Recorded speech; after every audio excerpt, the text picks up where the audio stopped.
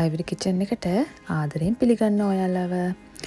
අද මම මගේ නිවාඩු දවසේ හදාගත්ත දවල් කෑම එකයි හදාගත්ත රසම රස වටලප්පමක්. මේක මං හදාගත්තේ oven එකේ. අපි බලමු ඔයා වටලප්පම කොහොමද හදන්නේ, ඒ වගේ මගේ දවල් කෑම වේල කොහොමද මං හදාගත්තේ කියලා. මම වටලප්පමට ගත්තේ හකුරු කුඩු. මං හකුරු කුඩු ග්‍රෑම් 350ක් අරගෙන තියෙනවා. ඒකට මම වතුර කෝප භාගයක් දාලා සීනි ග්‍රෑම් 50ක් දාලා මේ විදිහට ලිපේ තියලා හොඳට දිය වෙනකන් කලවම් කරගන්නවා. හොඳට දිය වුණාට පස්සේ මම මේක ලිපෙන් බාලා මේ පැණි එක හොඳට නිවා ගන්නවා. ඊට පස්සේ මම බිත්තර 8කුයි පොල් කිරි කෝප 3 කාලකුයි එනසාල් ඇට 2ක් තලාගෙන තියෙනවා. ඒ වගේම ලුණු පිංචක් අරගෙන තියෙනවා.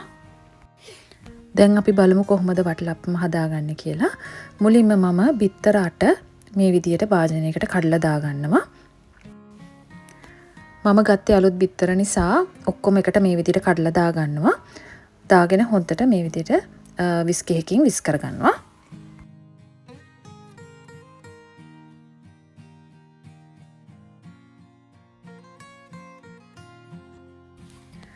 මේ ගානට විස් කරගත්තට පස්සේ අපි උකු පොල් කිරි කෝප්ප කාලා මේකට එකතු කරගන්නවා. අද මම හදාගත්තේ පිටිකල පොල් කිරි. පිටිකල පොල් කිරි මම හදාගත්තේ වතුර කෝප්ප කාලකට පිටිකල පොල් කිරි මේස හැඳි 4ක් එකතු කරලා තමයි කිරි කෝප්පේ හදාගත්තේ. ඊට පස්සේ කිරි එකත් හොඳට දිය කරගත්තට පස්සේ අපි ලුණු පොඩ්ඩක් මේකට එකතු කරගන්නවා. ඊට පස්සේ එනසාල් ඇට 2ක් හොඳට තලලා මේකට එකතු කරගන්නවා. ඊට පස්සේ අපි හොඳටම නිවාගත්ත පැණි එක මේකට එකතු කරගන්නවා. ඔයගොල්ලන්ට හකුරු නැත්තම් සීනි කැරමල් කරලා මේකට එකතු කරගන්නත් පුළුවන්. ඊට පස්සේ අපි මේ මිශ්‍රණය හොඳට මේ විදියට කලවම් කරගමු. එනසාල් නැත්තම් ඕගොල්ලෝ ගාව වැල්ල තේ හැන්දක් මේකට එකතු කරගන්න පුළුවන්. හොඳට කලවම් කරගෙන අපි මේක අපි හදාගන්න ට්‍රේ එකට මේ විදිහට පෙනේරයක් තියලා පෙරාගමු. අද මම වටලප්පම හදන්නේ oven එකේ. oven එකේ හදනකොට oven එකේ ගැඹුරු භාජනයක් අරගෙන වතුර කෝප්ප 3-4ක් දාලා ඊට පස්සේ අපි මේ හදාගත්ත වටලප්පන් එක ෆොයිල් එකකින් වහලා ඒක උඩින් තියලා සෙල්සියස් අංශක 170 හරි 180 හරි විනාඩි 45ක් මේක oven එකේ බේක් කරගමු. එතකන් යන් අපේ දවල් කෑම එක හදාගන්න. මං අද හදාගන්නේ චිකන් පීකුදු. චිකන් පීකදුවකට මම ලුණු, ඒ වගේම කළු කුඩු, ඒ වගේම ගම්බිරිස් කුඩු, ඒ වගේම මිරිස් කුඩු, ඒ වගේම මස් කරි 3-5 ටිකක් දාලා හොඳට මැරිනේට් කරගන්නවා. මම මස් කරි 3-5 එක ගෙදර හදාගන්නේ. මම ඕගොල්ලන්ට වීඩියෝ එකක් ඒකෙන් අරන් එන්නම් කොහොමද හදාගන්නේ කියලා. ඊට පස්සේ අපි තෙම්පරාදුව හදාගමු. ලුණු, අවු මිරිස්, කරපිංච රම්පේ මේ විදිහට දාලා චුට්ටක් බ්‍රවුන් පාට වෙනකන් මේක තෙම්පරාදු කරගමු. ඊට පස්සේ මම තලාගත්ත ඉඟුරු සුදු ලුණු, ඒ වගේම එනසල් කරාබුනෙට් ටිකක් ලුණු ටික තැම්බුණාට පස්සේ මේ විදිහට එකතු කරගන්නවා. හොඳට මතක තියාගන්න චිකන් පීකුදු හොදනකොට හොඳට විනාකිරි ඒ වගේම ලුණු දාලා හොඳට හොද ගන්න ඕනේ. ඊට පස්සේ අපේ ලුණු ටික හොඳට ටෙම්පරාදු වුණාට පස්සේ අපි මේකට තක්කාලි ගෙඩි 2ක් හරි එකමාරක් හරි මේ විදිහට එකතු කරගන්න. ඒකත් හොඳට කලවම් කරගන්න. තක්කාලි ටික මැලවුණාට පස්සේ අපි මැරිනේට් වෙන්න තියාගත්ත චිකන් පීකුදු ටික මේකට එකතු කරගමු. ලුණු අවු මිරිස් තෙම්පරාදුවත් එක්ක පීකුදු ටික මේ විදිහට හොඳට කලවම් කරගන්න. මම දැන් පීකුදු එකට අල ගෙඩියක් එකතු කරගන්න තමයි යන්නේ. අල ගෙඩියක් මේ වගේ පොඩියට කපලා එකතු කරගන්නවා. අල ගෙඩියක් එකතු කරගත්තාම පීකුදු එක ගොඩාක් රසයි. ඒ වගේම උකු ගතියකුත් එනවා. ඊට පස්සේ පීකුදු එක මැරිනේට් කරගත්ත භාජනයට වතුර කෝප් එකමාරක් දාලා මේ විදියට කලවම් කරලා ඒකෙන් තමයි අපි පීකුදු එක තඹගන්නේ. පීකුදු එක තැම්බුණාට පස්සේ අපි උකුම උකු පොල් කිරි කෝප්පයක් මේකට දාගන්නවා.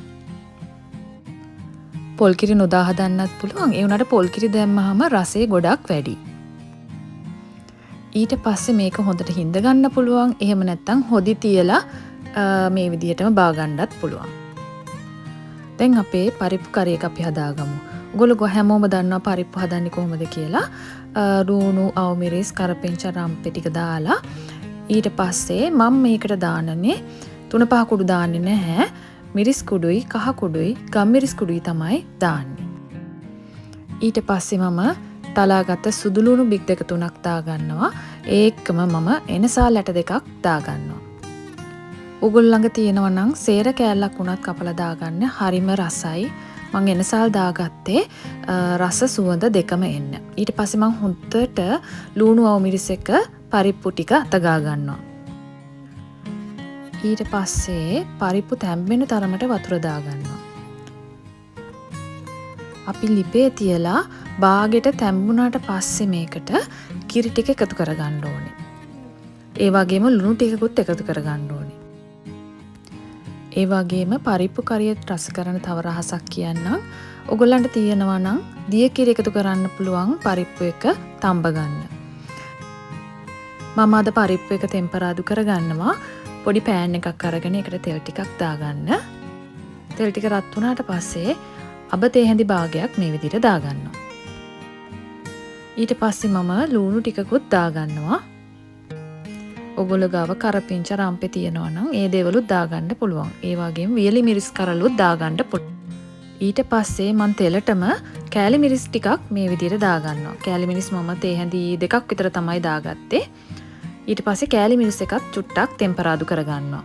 එතකොට පරිප්පු එකේ රසය තවත් වැඩි වෙනවා. ඊට පස්සේ මම පරිප්පු එක මේ ලිපෙන් තියලා ඒ ටෙම්පරාදුව ඒකට දාලා ඊට පස්සේ තව පොඩ්ඩක් පරිප්පු එක නටව ගන්නවා. එතකොට පරිප්පු එක ගොඩාක් රසයි. ඒ වගේම තව චුට්ටක් හිඳුණා නම් තවත් ගොඩාක් රසයි. ඊට පස්සේ මේ ගමම මම හෙට උදේටත් ගන්න කෑම ටිකක් ලෑස්ති කරගන්න තමයි හදන්නේ. මේ කෑමට අමතරව මම හතුයි යලයි එකට ටෙම්පරාදුවක් තමයි අද හදාගන්නේ. මම මේකට හතු ඒ වගේම අල පොඩියට කපලා තියෙනවා. ඊට පස්සේ ලුණු, අවමිරිස්, තක්කාලි, ඒ වගේම දැන් මම කෑලි මිරිස් ටිකක් දානවා වැඩිපුර. මොකද මේ ටෙම්පරාදුවට කෑලි මිරිස් ටිකක් වැඩි වුණ තරමට රසයි.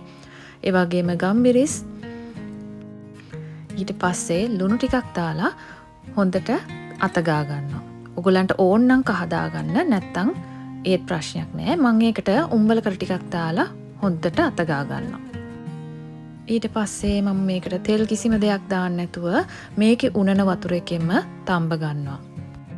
මං ඊළඟට පොල් සම්බෝල හදා ගන්න තමයි යන්නේ. මං ඒකට හීනෙට ලියාගත් අවමිරිස්, උඹලකඩ, තක්කාලි, රතු ලුණු, ලුණු කුඩු, ඒ වගේම මිරිස් කුඩු හා ගම්මිරිස් කුඩු තමයි දාගෙන තියෙන්නේ. දැන් මම පොල් සම්බෝලේ අනා ගන්නවා. මම අරගෙන තියෙන්නේ ෆ්‍රෝසන් පොල් එක. ඔයගොල්ලන්ට ඩෙසිකේටඩ් කොකනට් උනත් ගන්න පුළුවන්. ෆ්‍රෙෂ් පොල් තියෙනවා නම් එහෙම ගන්නත් පුළුවන්. මාගාවද දෙහි ඉවර වෙලා මේකට ඕන නම් ඔයගොල්ලෝ දෙහි දා ගන්නත් පුළුවන්. මම දෙහි දැම්මේ නැහැ අද පොල් සම්බෝලෙට. මේ විදිහටම තමයි කැමරට ගත්තේ. මම දැන් උයලා ඉවරයි. මම බත් එක බෙදාගත්තට පස්සේ කොහොමද තියෙන්නේ කියලා අපි බලමු. මම බත් එකට ලුණු ගෙඩි ටිකකුයි අවමිරිස් කරලකුයි මේ විදිහට දාගත්තා. මොකද අද පපඩමක් වදින්න බැරි වුණා. මේ විදිහට හරිම රසයි. මොකද රතු ලුණු එක්ක කනවා කියන්නේ ලංකාවේ රසට ගැමති අය ඉන්නවනේ. ඇත්තටම ලංකාවේ රසට තිබුණා. හරිම රසයි බත් එක. දැන් අපි බලමු අපේ වටලප්පම කොහොමද කියලා. මම දැන් තමයි oven එකෙන් ගත්තේ. oven එක off කරලත් මම පැය භාගයක් විතර ඇතුලේ තිබ්බා. මොකද ඒ රස්නෙනුත් මේක හැදෙන නිසා. දැන් මම පොඩ්ඩක් සරසගත්ත කජු ටිකක් එහෙම තියලා අපි දැන් කාලා බලමු නේද? අපි බත් කාලා ඉවරයි දැන්. වටලප්පම් ටිකකුත් කමු. මම හිතනවා මගේ මේ වීඩියෝ එකෙන් යම්කිසි දැනුමක් ප්‍රයෝජනයක් ලබා ගන්න ඇති කියලා. ඒ වගේම මගේ වීඩියෝ එක යාළුවොත් ෂෙයා කරන්න, ඒ වගේම මට කමෙන්ට් එකක් දාන්න අමතක කරන්නත් එපා. තාමත් මගේ වීඩියෝස් බලන අය සබ්ස්ක්‍රයිබ් කරලා නැත්නම් සබ්ස්ක්‍රයිබ් කරන්න කියලා මම ඉල්ලීමක් කරනවා. අදට මම ගිහින් එන්නම්. එතකන් ඔබ සැමට සුබ දවසක්.